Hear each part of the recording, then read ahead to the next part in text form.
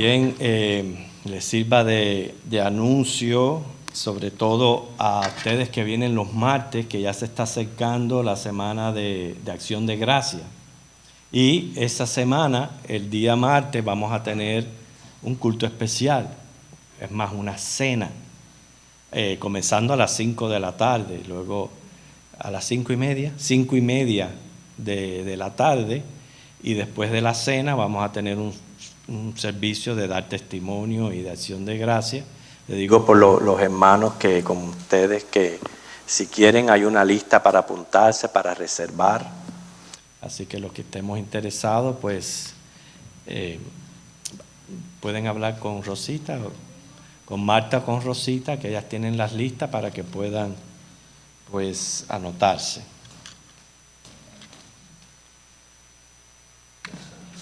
En lo que arreglamos lo del micrófono, vamos a ir buscando el libro de Zacarías, capítulo 3, del 1 al 10. En estos primeros capítulos de Zacarías encontramos una serie de visiones, todas relacionadas a la restauración del templo de Jerusalén. Y todo aquello era muy importante porque recuerden que Judá fue llevado cautivo a Babilonia. Nabucodonosor quemó el templo, destruyó los muros, destruyó la ciudad. Si eso nos ocurriera a nosotros, imagínense, es como sentirse que uno está devastado, tener que volver a empezar de nuevo. No se trata de una casa nada más, no, toda una nación, toda una ciudad. Y estas visiones ayudaban al pueblo a saber que Dios estaba con ellos y que Dios los iba a restaurar. El lugar físico, hablo del templo, era muy, pero muy importante. Recuerden que esto fue ideado por Dios desde el tabernáculo. Pero más importante que el templo para Dios son las personas. Y esta cuarta visión que recibe Zacarías se le conoce como la visión de Josué y tiene que ver con el sumo sacerdocio. Que para Dios es importante también las personas, como en este momento. Es importante el lugar donde nosotros nos reunimos, estamos orando porque Dios nos dé nuestro templo, pero más que eso, somos nosotros como iglesia. Eso es lo que importa. Así que permítanme como una introducción de quizás recordar acerca de este sistema sacerdotal para que entonces prepare nuestra mente a la hora de leer la visión, pueda ser más comprensible. Los sacerdotes eran el personal a cargo de los sacrificios y también las ofrendas en los lugares de adoración.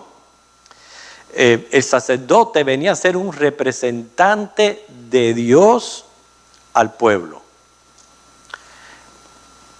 Un representante de Dios al pueblo de Israel. Quiere decir que él representaba a Israel delante de Dios. Contrario a los profetas, porque los profetas representaban a Dios ante el pueblo. Así que por eso que jugaban un papel muy importante. La principal tarea de ellos era realizar todos aquellos sacrificios en el altar. Y nosotros lo decimos así bien fácil, hermano, pero eran cientos y cientos de sacrificios a diario que se hacían allí en el templo. Y eso lo que me tiene a mí es que admirar que todo aquello era importante por la santidad de Dios. Que Dios es tan santo que requería todos aquellos sacrificios, todas aquellas ofrendas y holocaustos que él mismo instituyó. También la adoración en el santuario, ellos estaban de acuerdo, a cargo. El hecho de bendecir al pueblo, sería orar por el pueblo, números 6, 22 al 26. Instruir al pueblo en la ley divina, así que no era solamente hacer sacrificios y ya. También a aplicar ciertas leyes de purificación que eran requeridas en aquel entonces.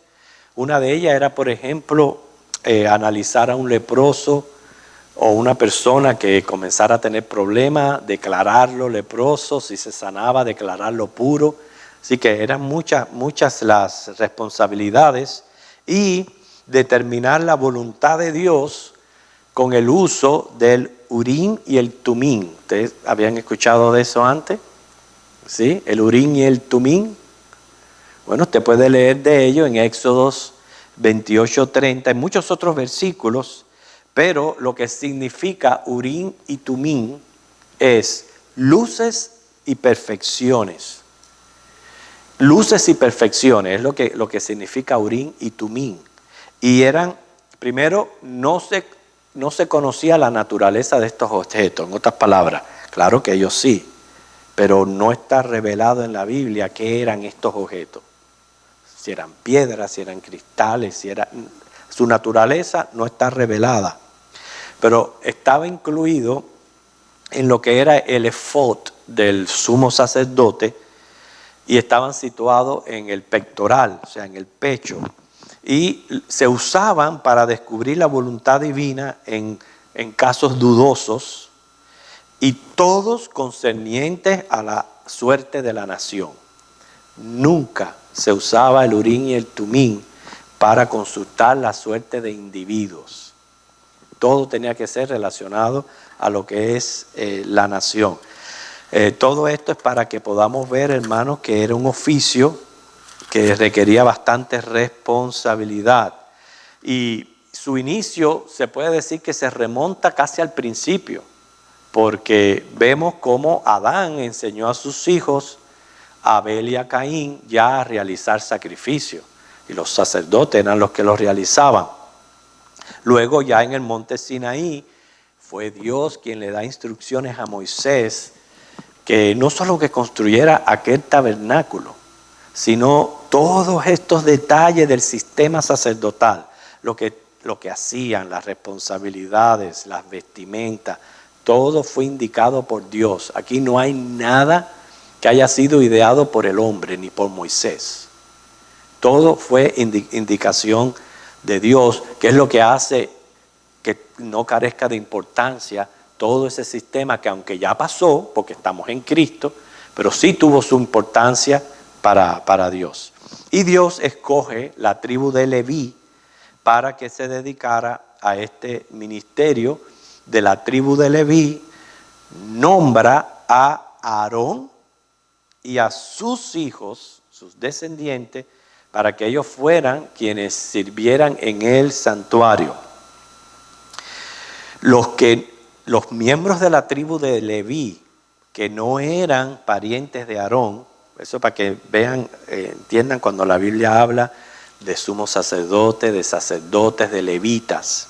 Así que había un solo sumo sacerdote y tenía que ser directamente descendiente de Aarón, porque Aarón fue el primer sumo sacerdote. De los miembros de la tribu de Leví, entonces venían los sacerdotes, o sea, un solo sumo sacerdote, el resto eran sacerdotes. Pero los que no eran descendientes de Aarón eran los levitas. Y los levitas eran los que ayudaban a los sacerdotes. Había mucho trabajo que hacer. Todos aquellos sacrificios de animales requería de limpieza, de organización, de almacenaje. Y todo eso se encargaban entonces los levitas. Casi siempre era destinado el sumo sacerdote de por vida, a menos que por alguna razón fuera destituido. Y a este hombre se le requería un alto nivel de santidad. Fíjense, es para que nosotros nos demos cuenta, hermano, cuán santo es Dios, cuán justo, y apreciar la gracia que nosotros tenemos en Cristo ahora. A este sumo sacerdote no se le permitía contacto alguno con muertos. Incluso en el caso de sus padres, no podía tener contacto con ellos, ni tampoco mostrar signo exterior de duelo. El sumo sacerdote no podía llevar a cabo un duelo. Eso era un requisito. No, tampoco podía salir de los límites del santuario. En este caso, en el desierto era el tabernáculo, él no podía salir de ahí.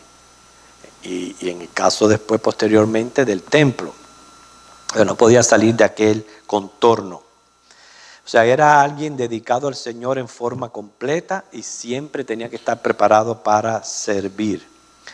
Según Levíticos 4:3, si el sumo sacerdote pecaba, la culpa caía sobre todo el pueblo. Así que imagínense qué clase de responsabilidad tan grande. Y inclusive su consagración requería un ritual bien elaborado que duraba 7 días y incluía lavamientos especiales, vestiduras determinadas, ungimiento con aceite y sangre. Solo él tenía permitido entrar al lugar santísimo. Los otros sacerdotes sí podían entrar al lugar santo, hacer sus trabajos y eso, pero él solamente podía entrar al lugar santísimo, y no siempre, una vez al año, con lo que se conoce como la fiesta del día de la expiación. Todo esto me está diciendo a mí, no, mi relación y la religión con Dios no es a mi manera, es como Dios ha dicho en su palabra que debe de ser. ¿Okay? Y sabemos que ahora en el Nuevo Testamento, según 1 de Pedro 1, 13 al 16, la santidad conviene a nosotros los hijos de Dios y es demandada en todos. Porque ahora uno puede pensar, el líder tiene que ser más santo que los demás. No. Según 1 de Pedro 1, 13 al 16, dice, sed santo como vuestro Padre que está en los cielos es santo. Así que esa santidad es requerida de todo. Por eso vamos a hablar primero del sacerdocio de Cristo y luego el sacerdocio del creyente. Ya una vez que viene Cristo, ya Él viene a ser sumo sacerdote para siempre. Sumo sacerdote con letra mayúscula. Él es el mediador, Él cumplió este rol representativo. Así que vemos que aquel sistema que instituyó Dios, de alguna manera ha continuado, pero ahora continúa en Cristo, y ya Cristo es sacerdote para siempre. Él es el sumo sacerdote compasivo, como presenta Hebreos 4, 14 al 16, por eso tenía que ser un ser humano, porque el ser humano conoce las necesidades del pueblo y, como dice, sabe compadecerse de nuestras necesidades. Esa fue una de las misiones por la cual Cristo tuvo que encarnar en ser humano, para conocernos verdaderamente. Él es un sumo sacerdote inmutable, perfecto. Por tanto, ya no hay necesidad de sacerdotes humanos.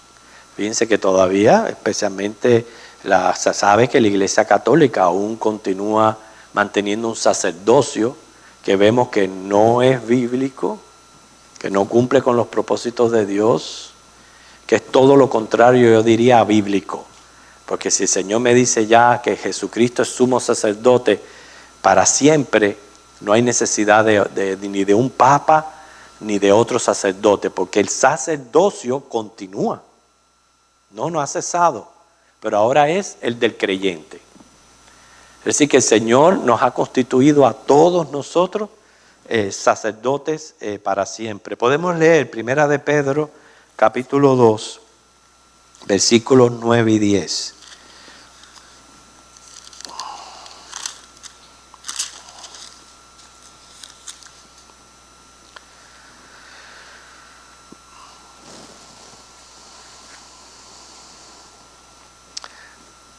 Dice, mas vosotros sois linaje escogido, y aquí está lo que nos estamos procurando. Real sacerdocio, nación santa, pueblo adquirido por Dios, para que anunciéis las virtudes de aquel que os llamó de las tinieblas a la luz admirable. Ve, dice ahí claramente que ahora nosotros somos el real sacerdocio. Aquel sistema que se componía de sumo sacerdote, sacerdotes y levitas. Hoy día Cristo es sumo sacerdote, la iglesia, los sacerdotes. Pero usted dirá, ¿qué implica ser sacerdote del Señor ahora como iglesia? Esto implica el derecho, hermano, que tenemos todo creyente a la comunión con Dios por medio de Cristo y la responsabilidad del creyente de congregarse. También el cristiano ahora tiene acceso directo a Dios por medio de Jesucristo. Por eso intercedemos en oración. Ese es un derecho que el Señor nos ha dado a nosotros los creyentes como iglesia. ¿Qué quiere decir con esto? A menos, porque la oración tiene sus interrupciones o sus estorbos. A menos que hayan estorbos para la oración, yo no tengo por qué sentirme menos o inferior que otro, inclusive de un líder, y estarle teniendo que decir, ore por mí, como si yo mismo no pudiera llegar al trono de gracia, como si yo mismo no tuviera ese derecho. No es cierto. Al ser real sacerdocio, todos tenemos el mismo derecho de, por medio de Cristo, entrar al trono de gracia, orar, interceder. No quiere decir, por eso es que nosotros mismos no nos confesamos a ningún sacerdote, porque tenemos ese derecho de ir al trono de gracia y pedir perdón y que la sangre de Cristo nos limpie de todo pecado. Tenemos también derecho a escudriñar las Escrituras. Obviamente, dice, no son de interpretación privada, ahí nos cuidamos, pero no como promueve la Iglesia Católica, que promovía que solo los sacerdotes tenían el derecho de interpretar la Biblia. Inclusive llegó hasta prohibirse su lectura. Y no debe de ser así. Todos tenemos el mismo derecho de abrir la palabra, de escudriñarla, de estudiarla, obviamente siempre respetando su interpretación, que esté de acuerdo. Así que como cuerpo de Cristo, oramos unos por otros, nos llamamos mutuamente a las buenas obras y a la santidad, y escudriñamos las Escrituras. Por eso hoy día somos real sacerdocio. Así que tenemos un sumo sacerdote y real sacerdocio. O sea, ahora con esto en mente, remontémonos a ese tiempo antiguo que estaba todavía aquel sistema sacerdotal activo. No había templo, no había cómo hacer sacrificio, todas las funciones sacerdotales estaban interrumpidas. De hecho, eso fue lo que le dio origen a la sinagoga judía, que al no tener templo, ellos decían por lo menos reunirnos para orar y leer las Escrituras, y por eso surgieron las sinagogas. Pero vemos que el Señor, por medio de esta visión, le dice al pueblo de Israel, a Judá, que Él iba a restituir todo esto. O sea que esto debía de servir de buenas noticias para ellos. Así que vamos a ver que Zacarías 3 del 1 al 10, es ahí donde se encuentra nuestra visión. Y al leerla vamos a encontrar siempre aspectos que usted dirá, ¿qué quiere decir? Eso era algo que el domingo tratábamos en la escuela dominical. Cuando leemos la Biblia y usted está leyendo, van a ver cosas que van a estar claritas, usted las va a entender perfectamente. Van a ver otras detalles, etcétera, que usted va a decirse, ay, pero ¿qué quiere decir esto? Y es cuando usted le tiene que preguntar al texto y luego obviamente procurar la respuesta. Así que vamos a encontrar cosas aquí, porque esa es la idea de estos estudios de visión. Vamos a encontrar cosas que nos van a parecer extrañas, pero sí vemos que van a tener su significado. Zacarías 3 del 1 al 10, leemos. Me mostró al sumo sacerdote Josué, el cual estaba delante del ángel de Jehová, y Satanás estaba a su mano derecha para acusarle. Y dijo Jehová a Satanás, Jehová te reprenda, oh Satanás. Jehová que ha escogido a Jerusalén te reprenda. ¿No es este un tizón arrebatado del incendio?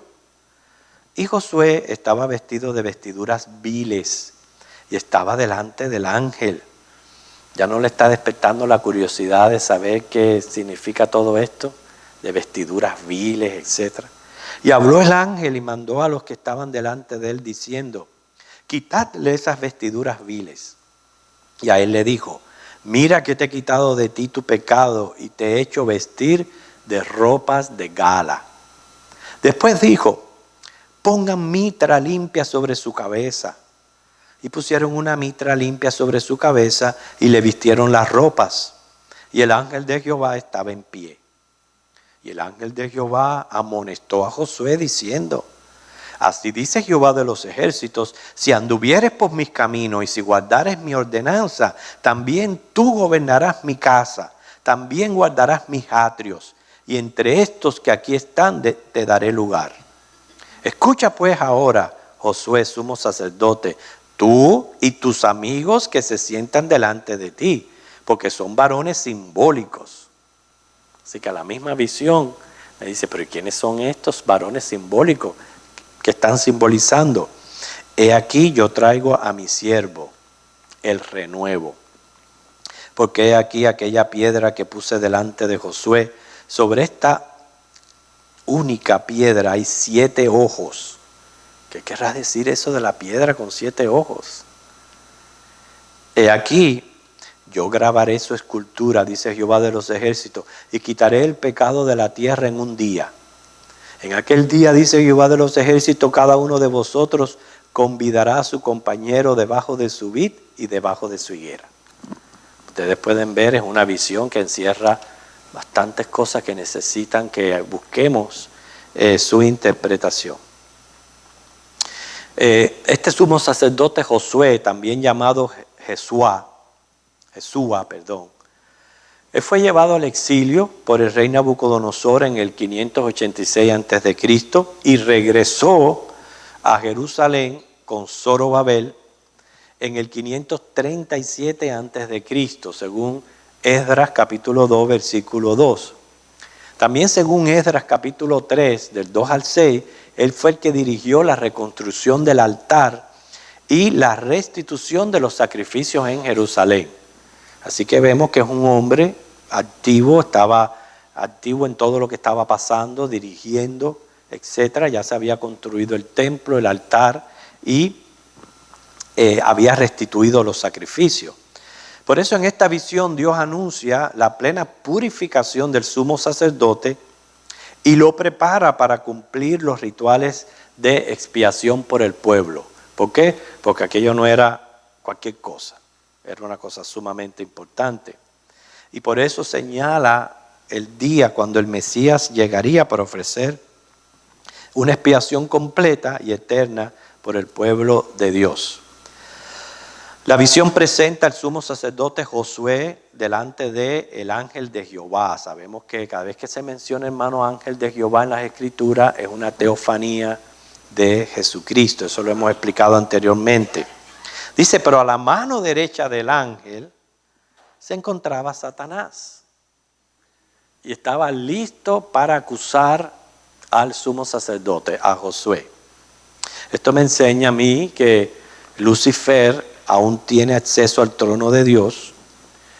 Una de sus macabras acciones es acusar a los escogidos. Esto lo estamos viendo claramente aquí.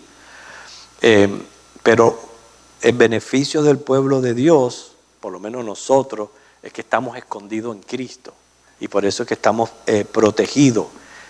Romanos 8, 31 al 34 dice que nadie nos puede acusar, nadie nos puede condenar, porque estamos en Cristo Jesús.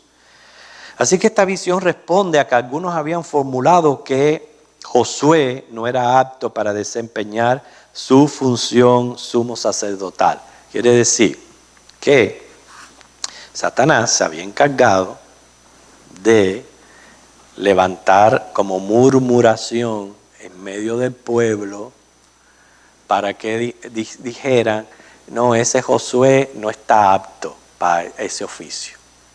Y esa murmuración empezó a correr, porque para que ustedes vean cómo Satanás es el que siembra la cizaña.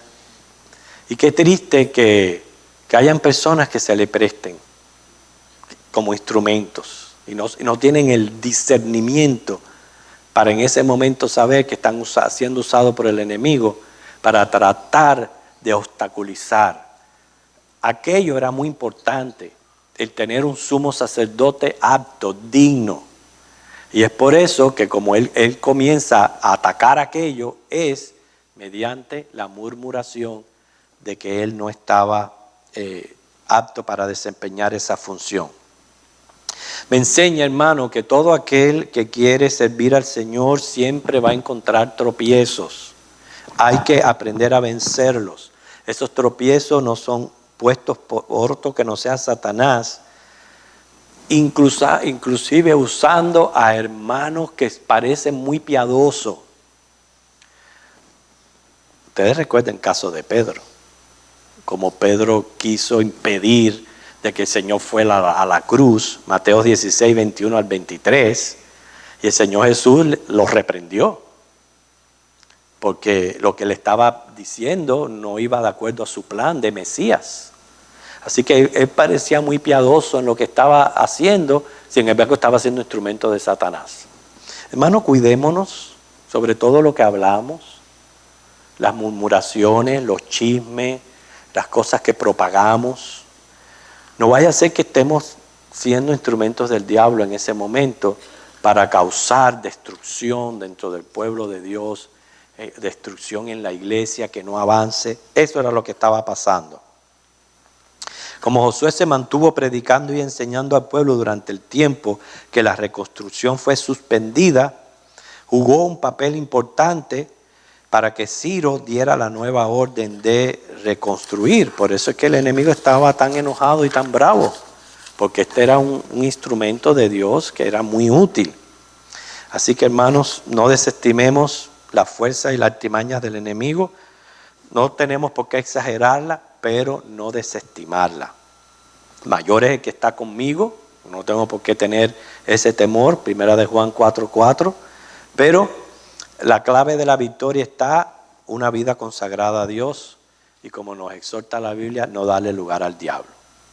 Por eso que tiene que intervenir Jehová, y interviene usando su total autoridad, porque Él es Dios. Y Satanás es un simple ángel, un arcángel, es una criatura. Por tanto, está bajo la autoridad de Dios. Y como el sumo sacerdote representa a la nación, fíjense que lo presenta vestido de vestiduras viles. Ahí donde está, en esas vestiduras viles, es lo que quiere decir que lo acusa de incapacidad para cumplir su función sacerdotal. Porque el sacerdote tenía que llevar cierta vestimenta con todo lujo de detalle de como Dios se lo había puesto. O sea, él verse con vestiduras viles, como diciendo, él no está apto para ese puesto. ¿Por qué? Porque el diablo se interpone a la adoración a Dios, lo cual, esa adoración a Dios, según aquel sistema, fue interrumpida por 70 años. Había sido interrumpida, estaba a punto ya de volver a reanudarse. Es ahí las guerras y las batallas. Fíjense que primero fue la reconstrucción del templo, que vinieron los samaritanos y empezaron a hacer cierta guerra y tuvieron que parar la obra por 15 años. La retoman de nuevo y la llegan a terminar. Entonces ahora el ataque es al que funcionaba como sumo sacerdote, porque era obviamente el líder en ese momento de ese sistema. Y por eso es que recibe todo este ataque. Cuando el Señor dice, tizón arrebatado del incendio.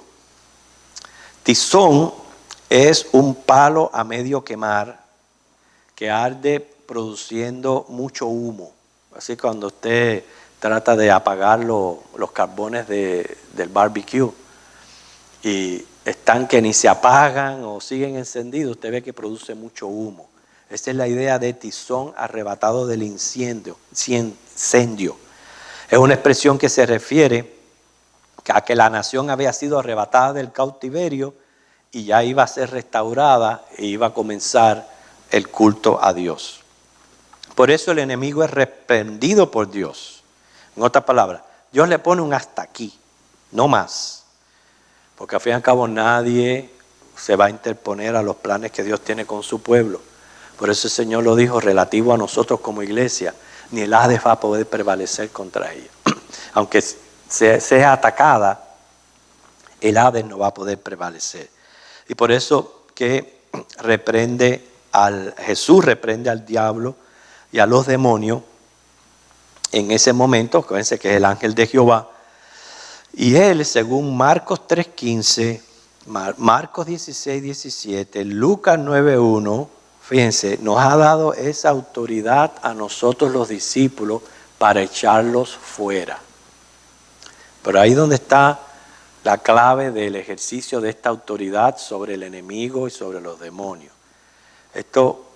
Con esto no se puede jugar. No es que por cualquier cosita yo esté diciendo, te reprendo, Satanás.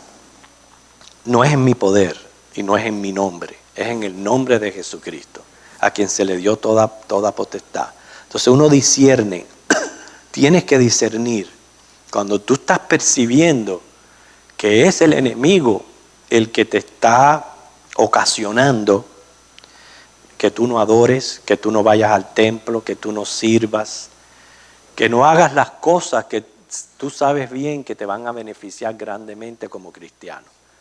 Él no va a querer que tú adores, que tú sirvas. Por eso es que llega un momento en que el Señor le da a uno cierto discernimiento para decir, esto es obra del enemigo, hay que reprenderlo, pero en el nombre de Cristo. Uno lo reprende en el nombre de Cristo, pero porque está viviendo una vida en comunión con Dios. Porque si tú no vives una vida en comunión con Dios, le has venido dando lugar al diablo. No piense que porque eres cristiano vas a poder ejercer esta autoridad y estos seres te van a obedecer. Porque recuerden que es a Cristo, no es a ti. Y si tú no estás en comunión con Cristo, con Dios, es lo que escucha es tu voz, no el nombre de Cristo. Porque ellos a lo que le temen es al nombre de Cristo. Y esa es la autoridad que el Señor nos ha referido a nosotros para usarla apropiadamente cuando uno siente que está siendo atacado por el mismo enemigo. Fíjense que las palabras poder, potestad, autoridad no tienen una interpretación uniforme, pero el término griego que aparece en Lucas 10:19 para potestad, ahí se encuentra la palabra griega autoridad. Quiere decir que Jesús le ha dado autoridad a la iglesia para echar fuera demonios. ¿Okay? ¿Cómo interpretar esta autoridad para nosotros tener una idea mejor de esto que estamos planteando la autoridad del creyente en Cristo Jesús? Usted puede poner un policía a dirigir el tráfico. Y este policía, inclusive puede ser hasta una mujer, no tiene fuerza humana para detener un auto. ¿No es cierto? No tiene fuerza humana para detener un auto. Pero sí el poder autoritario. ¿En qué radica el poder autoritario? En su uniforme. Su uniforme, con solo levantar la mano, los autos paran. Porque es la autoridad del uniforme. No es la persona no puede parar un auto, pero sí el uniforme. Entonces, esa es la idea cuando nosotros, que el Señor nos manda en esta batalla espiritual a vestirnos de la armadura del Señor, es el uniforme que llevamos lo que nos hace poder ejercer esta autoridad en Cristo. Pero no pensemos nunca que por nosotros mismos lo podemos hacer. Inclusive Judas 9 menciona al arcángel Miguel. Recuerda, él estaba peleando con el diablo. Y él no se atrevió a decir, Satanás te reprendo. No, el Señor te reprenda. Así que cuando vayamos a ejercer esta autoridad, no es te reprendo, Satanás. No, el Señor te reprenda. Jehová te reprenda. Eso es lo que está enseñando aquí, lo que es esta visión. No es mi autoridad, es la autoridad de Dios. Luego, Los versículos 4 al 5 son interesantes porque menciona las vestiduras propias sacerdotales. Él estaba vestido de ropas viles. Recuerden que la interpretación de estar vestido de ropas viles no estaba apto para poder ejercer su sacerdocio. Pero el Señor dice, yo quito tu pecado, yo voy a quitar todo eso y te voy a vestir de gala. Y es verdad que se vestían de gala la vestimenta del sumo sacerdote, porque incluía varias piezas, incluía una túnica, el manto del efod, el pectoral, el cinto del efod, la mitra con una diadema santa. Es más, el capítulo 28 de Éxodo está dedicado a detallar minuciosamente la elaboración de estas vestiduras especiales. No era cualquier cosa, era con piedras preciosas. Es más, no es para exagerar, es para que nos demos cuenta de la santidad de Dios. Hasta los calzoncillos tenían que ser de lino. Éxodo 28, 42. Esto no era cualquier cosa. Cuando dice vestido de gala, era de gala. Era de primor. Las mejores telas, los mejores hilos, las piedras preciosas. Claro, en la visión nada más que se menciona la mitra, que era como un turbante, era requerida para funcionar en el día de la expiación, lo que es la mitra. Pero lo que me está diciendo es que está simbolizando la restauración total del sacerdocio. Esto me llama a mí la atención un poquito, porque quizás años atrás no hubiera habido este problema, pero ha habido una tremenda decadencia en la manera como la iglesia viste para venir a un culto de adoración.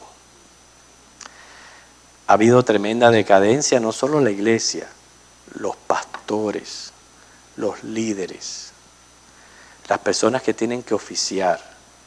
Yo he escuchado repartir la Santa Cena con chores y chancletas. Y eso se está viendo hoy día. Y aquí estamos viendo un ejemplo que para Dios estos detalles sí son bien importantes. Sí, la vestimenta de santidad tiene que ser vital, porque de nada te vale a ti que tú te vistas de oro y que seas un perdido, un pecador. No, primero santidad, adorar a Dios en la hermosura de la santidad. Pero hermanos, hay que vestirse adecuadamente al lugar y al propósito que usted va a hacer en ese lugar. No es cualquier cosa. Nos ponemos vamos a decir, nos vestimos así de gala, de tuxedo, para ir a la playa y darnos un baño. ¿Verdad que no? A la playa vamos en short, en camiseta, con las gafas, con la chancleta, porque es para la playa.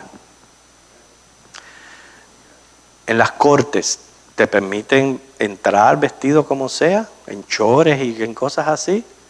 Te tiene que vestir adecuado porque es una corte, una autoridad y un respeto.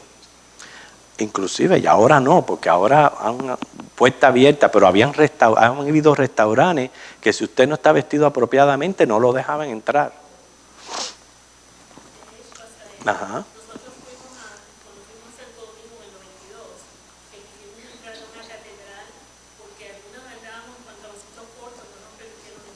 O lugares así de gobierno que no permiten, si tú no llevas ropa apropiada, no te permiten entrar. Entonces vamos a venir a adorar al Rey de Reyes, al Señor de Señores, como sea. Por eso, hermano, por más que critiquen o lo que sea, siempre tú puedes ser pobre, pero en medio de tu pobreza, vístete con lo mejor para el Señor. Porque estamos presentándonos delante de un rey. Créanlo o no, sí tiene mucho que ver.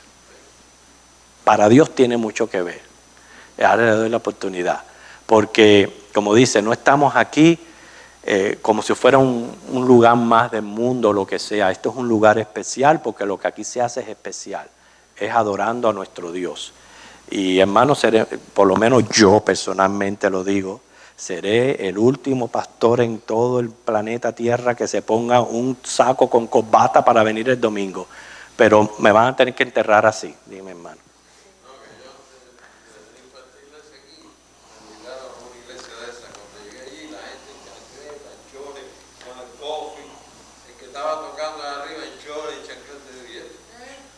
Sí, así está pasando. Claro que duele porque tú tienes que tener reverencia, respeto, adoración al lugar. Entonces, no es el calor, porque aquí venimos, estamos en aire acondicionado. ¿Dónde está el calor? Aparte de eso, a mí me impresiona también, usted ve todos los que hacen reportes de noticias, todos trajeados con sus corbatas, las mujeres muy, muy bien vestidas con sus vestidos, bien elegantes. Entonces, ¿cómo vamos a no comportarnos así para venir al templo, a la casa del Señor?